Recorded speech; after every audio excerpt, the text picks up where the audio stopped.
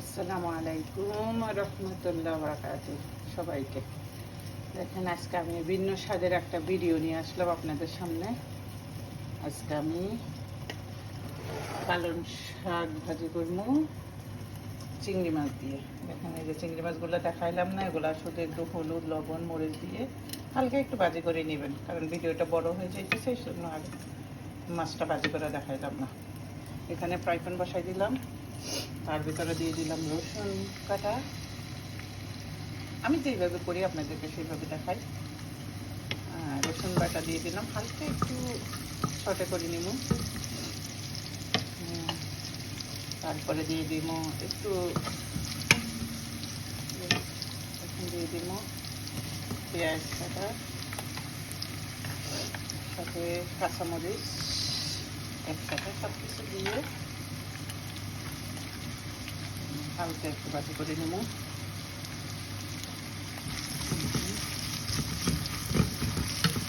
ভাজি করে নিই, তারপরে আসতেছি আবার।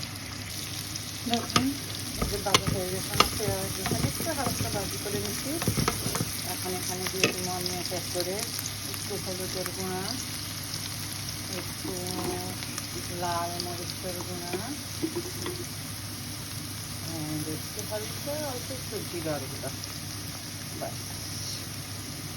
আর একটু হলুদের গুঁড়া দিলাম, কারণ হলুদ মনে হচ্ছে যে একটু কম হচ্ছে, সেই জন্য।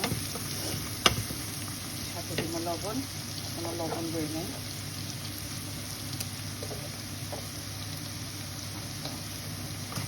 এইবার আমি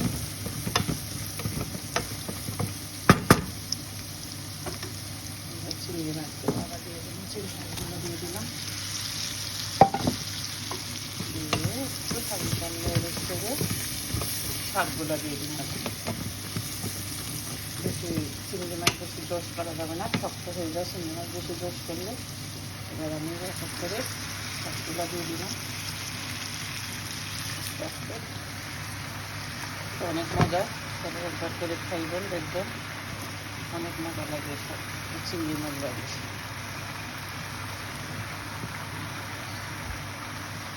শাক ঢাকবেন না, শাক ঢাকলে শাকের কালার চলে যায়। হালকা করে লেড়ে লেড়ে দিলে আস্তে আস্তে কালারটা ঠিক হয়ে যাবে, শাকগুলো নিচে নামিয়ে দেবেন। দেখেন, আমার শাকগুলো একদম অল্প হয়ে গেছে, অনেকগুলি শাক ছিল, এখন অল্প হয়ে গেছে। এখনও অবশ্য রান্না হয় নাই, আর একটু শুকনো শুকনো হয়ে যায়, এখন একটু হয়ে গেছে। আর একটু না ঢাকলে হয় কি, শাকের কালারটা অনেক সুন্দর থাকে, একেবারে সবুজ থাকে। ঢাকলে সবুজগুলো নষ্ট হয়ে যায়।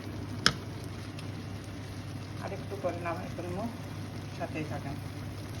দেখেন, আমার শাক একেবারে ডান। এখন চুলা বন্ধ করে দিব।